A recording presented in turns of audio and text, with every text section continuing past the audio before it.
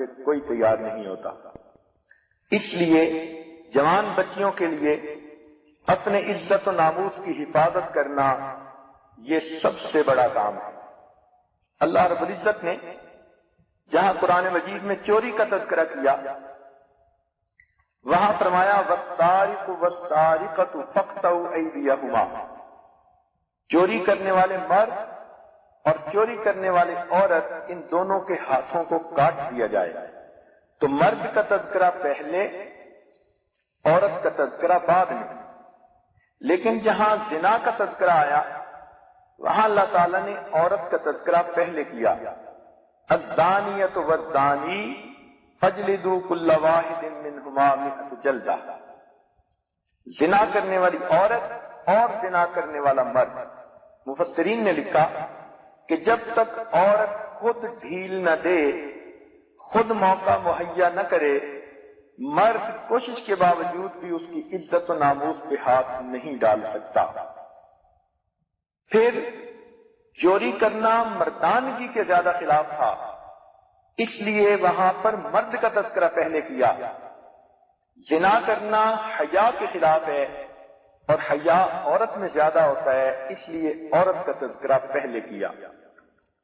لہذا جوان بچی کے لیے دنیا میں سب سے بڑا کام اپنی عزت کی حفاظت کرنا۔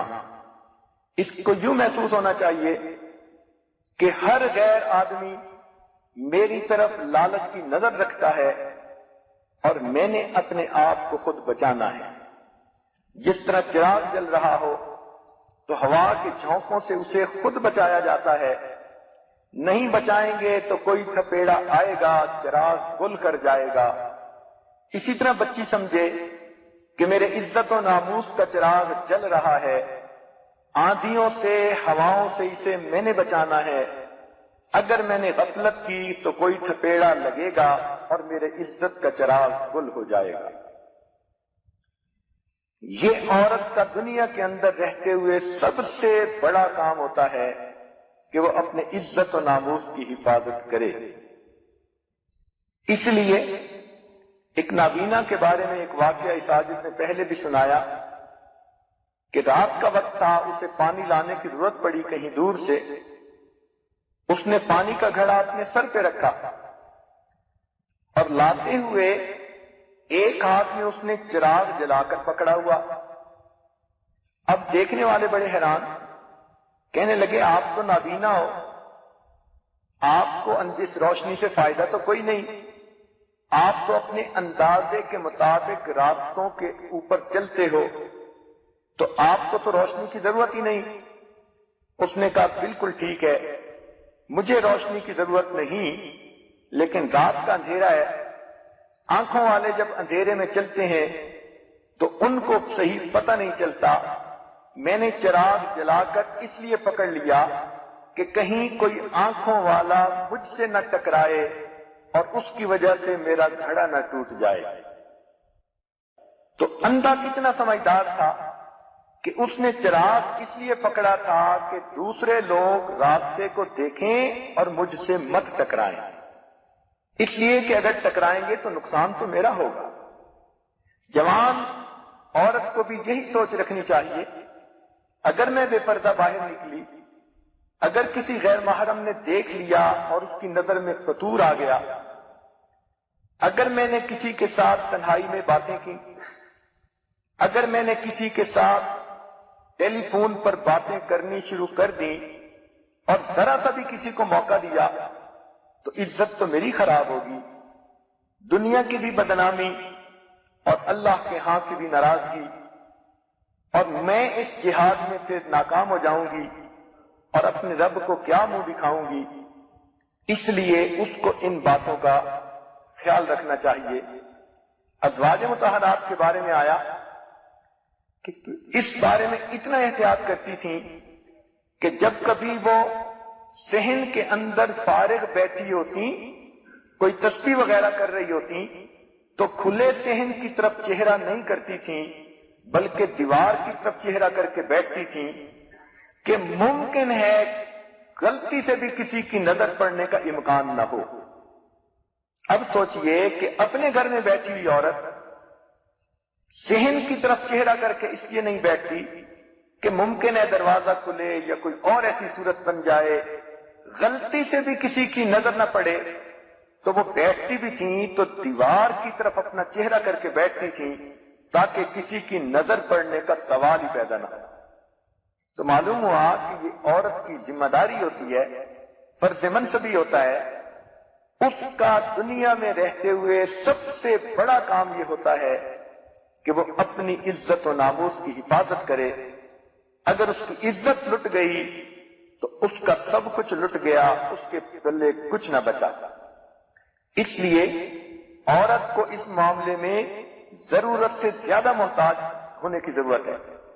ایک اصول ذہن میں رکھ لیں، افسوس کے ساتھ مجھے کہنا پڑ رہا ہے کہ مرد ہمیشہ اپورچونسٹ ہوتے ہیں۔ یہ طے شدہ بات ہے، آزمائی ہوئی بات ہے، آپ کو اسے آزمانے کی ضرورت نہیں۔ اصول بنا لیں کہ مرد ہمیشہ موقع پرست ہوتے ہیں۔ عورت کے معاملے میں مرد 18 سال کا جوان ہو یا 80 سال کا بوڑھا ہو، سب کی حالت ایک جیسی ہوتی ہے۔ جب بے پردہ عورت نکلتی ہے، ایک ہی وقت میں اس کو جوان بیٹا بھی لالچ کی نظر سے دیکھ رہا ہوتا ہے، اور اس کا سفید بالوں والا باپ بھی اس لڑکی کو لالچ کی نظر سے دیکھ رہا ہوتا ہے۔ عورت مرد کی ایک کمزوری ہے، اس لیے نبی اسلام نے فرمایا کہ مجھے اپنی امت کے مردوں پر سب سے زیادہ جس چیز کا خطرہ ہے وہ عورت کا فتنہ ہے۔ اس لیے یہ عورت کی ذمہ داری ہے کہ وہ اپنے آپ کو بچائے۔ شریعت نے مردوں کو بھی کہا وہ اپنی نگاہوں کا لحاظ کریں، خیال رکھیں۔ عورت کو بھی کہا کہ وہ بھی اپنی نگاہوں کا خیال رکھیں۔ آج کل کی جوان بچیاں سمجھتی ہیں کہ نظروں کو نیچے کرنا تو مرد کا کام ہے، وہ کیوں ہماری طرف دیکھتے ہیں، اور اس چیز کو بھول جاتی ہیں کہ ان میں بھی نفس ہے اور ان کے ساتھ بھی شیطان ہے۔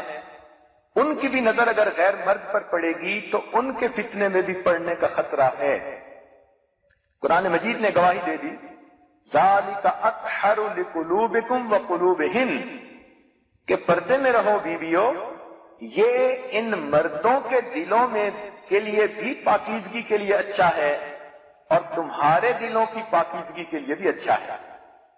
تو دلوں کے بھید جانے والے پروردگار نے فیصلہ فرما دیا کہ جب بھی انسان نظر کی کوتاہی کرتا ہے تو مرد کے اندر بھی اس سے گناہ آتا ہے، عورت کے دل میں بھی گناہ کے خیالات آتے ہیں۔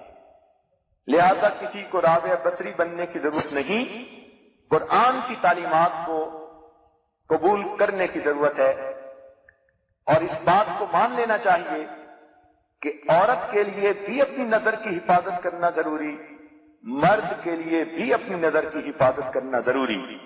تاہم مرد کو بھی منع کیا گیا، عورت کو بھی منع کیا گیا۔ تو جوان بچی کے لیے دنیا کا سب سے بڑا اہم مقام اور فرض اس کا اپنی عزت و عصمت کی حفاظت۔ اب اس کی مثال سنیے کہ فرض کرو آپ کے پاس $10,000 ہیں اور آپ حج کے لیے سفر کر رہی ہیں، تو کیا خیال ہے کہ آپ اپنے ان پیسے کو عام کسی شاپر کے اندر ڈال کے سفر کرتی پھریں گی؟ نہیں، آپ اسے لاک میں رکھیں گی، چھپا کے رکھیں گی کہ اگر آپ حرم شریف جائیں اور پیچھے کوئی آپ کے کمرے میں بھی آ جائے صفائی کرنے والا تو وہ بھی آپ کی اس رقم کو نہ دیکھ سکے۔